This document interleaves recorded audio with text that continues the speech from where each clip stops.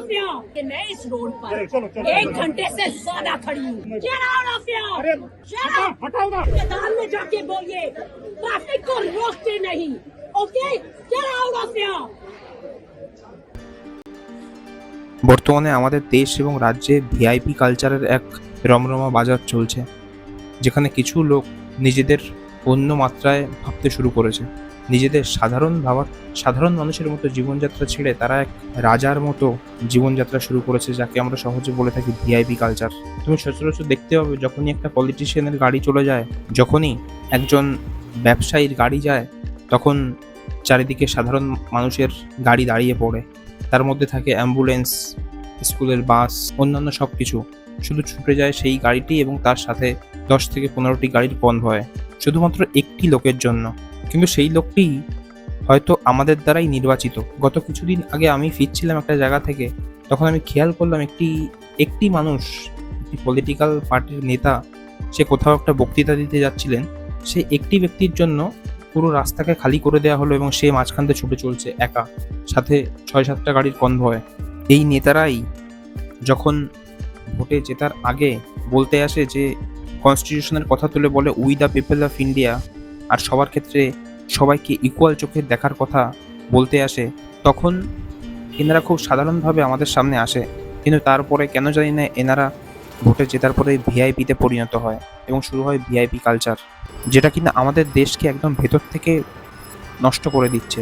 কারণ দেশে আসলে ভিআইপি হওয়ার কথা কাজ ছিল? ভিআইপি হওয়ার কথা ছিল সাধারণ মানুষের, যাতে তারা প্রত্যেকটা জায়গায় ভিআইপির মতো ট্রিট পায়, যেমন হসপিটাল, শিক্ষার ক্ষেত্রে, যে কোনো আইনগত সমস্যার ক্ষেত্রে। কিন্তু আমরা এই জায়গাতে একটা সাধারণ মানুষকে, ভিআইপি কালচার তো দূর, একটা সাধারণ মানুষের মতো ন্যূনতম সুবিধা পেতে গেলেও তাকে অনেক কাঠখড় পোড়াতে হয়।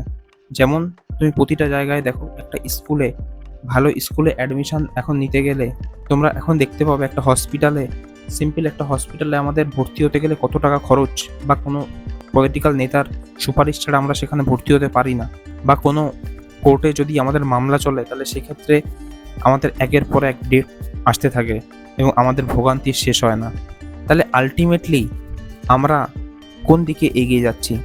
সাধারণ মানুষ যাদের ভিআইপি হওয়ার কথা ছিল, তারা কোন দিকে এগিয়ে যাচ্ছে? আর এখানে একটা দৃষ্টান্তমূলক ঘটনার উদাহরণ দিয়ে রাখি। নিউজিল্যান্ডের প্রাক্তন প্রধানমন্ত্রী ক্রিস হিপকিন্স, তিনি একবার নিউজিল্যান্ডের ঘরে ঘরে প্রচার করতে গেছিলেন এবং সেখানে একটি বাড়ির সামনে গিয়ে তিনি একটু জোরে বক্তৃতা দিয়ে ফেলেছিলেন এবং সেই বাড়ির লোকের জিনিসটাতে অসুবিধা হয়েছিল। তিনি কমপ্লেন করেছিলেন এবং ক্রিস হিপকিন্স এই ঘটনার পরে পাবলিকলি ক্ষমা চেয়েছিলেন।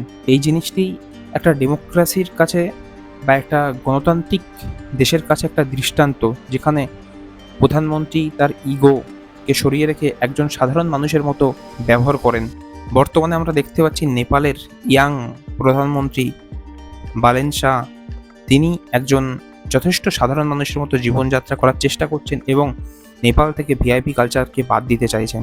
তা আমি বলতে চাইছি, আমাদের দেশ এবং রাজ্যকে উন্নত করে তুলতে গেলে এই ভিআইপি কালচার ইমিডিয়েটলি বন্ধ করা উচিত, যেখানে প্রত্যেকটা নেতা, পলিটিক্যাল নেতা যাতে বা ব্যবসায়ী যাতে নিজেদের সাধারণ মানুষের মতো দেখতে শুরু করেন এবং দেশের সাধারণ মানুষকে একটা ভিআইপি এর আসনে বসান। আজকে এটুকুই বলার ছিল। ভিডিওটি ভালো লাগলে আমাদের চ্যানেলের সাথে যুক্ত থাকবেন। নমস্কার।